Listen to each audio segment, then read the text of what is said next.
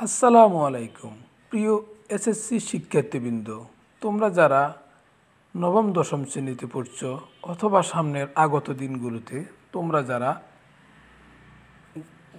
SSC পরীক্ষা দিবে, তাদের জন্য এই অঙ্কটি অত্যন্ত গুরুত্বপূর্ণ হতে চলেছে। আজকে আমরা ব্যাখ্যা বিশ্লেষণ করব ময়মনসিংহ বোর্ড 2024 সালের গণিত সৃজনশীল অংশের ক বিভাগ বীজগণিত থেকে 3 নম্বরের যে অঙ্কটি এসেছিল সেটি। তো 3 নম্বরের অঙ্কটি কি আমরা একটু এক নজরে দেখে নিই। 3 নম্বরের অঙ্কটি প্রথমে রয়েছে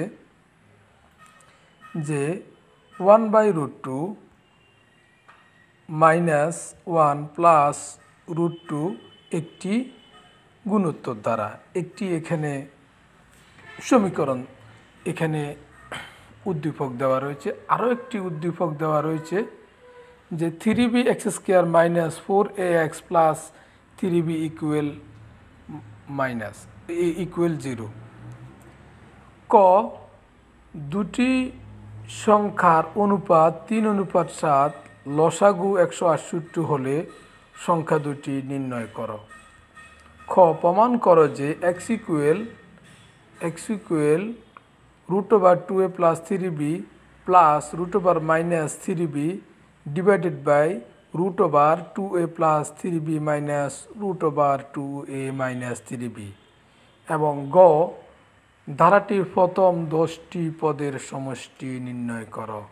কোন ধারাটির কথা বলা রয়েছে? এই যে ধারাটির কথা, এই গুণোত্তর ধারাটির কথা বলা হয়েছে।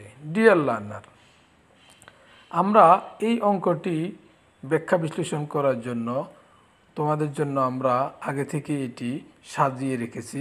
তো চলো এক নজরে অঙ্কটি আমরা শুরু করে নিই। এইটা হচ্ছে আমাদের প্রশ্ন, এবং এই যে প্রশ্নটা আমাদের কিন্তু কয়ের মধ্যে দেওয়া রয়েছে, যে কয়ের মধ্যে কি দেওয়া রয়েছে ডিয়ার লার্নার? কয়ের মধ্যে দেওয়া রয়েছে সংখ্যা দুটির অনুপাত 3:7, লসাগু 168, সংখ্যা দুটি নির্ণয় করো। তাহলে আমরা এখান থেকে এই যে সংখ্যা দুটির অনুপাত 3:7 এটা থেকে আমরা নিয়ে আসব। দেওয়া আছে দুটি সংখ্যার অনুপাত 3:7, এখান থেকে নিয়ে আসলাম। এবং মনে করি যে সংখ্যা দুটি 3x এবং 7x, অর্থাৎ এই 3-র সাথে আমরা কিন্তু x দেব, এই 7-এর সাথেও কিন্তু আমরা x দেব।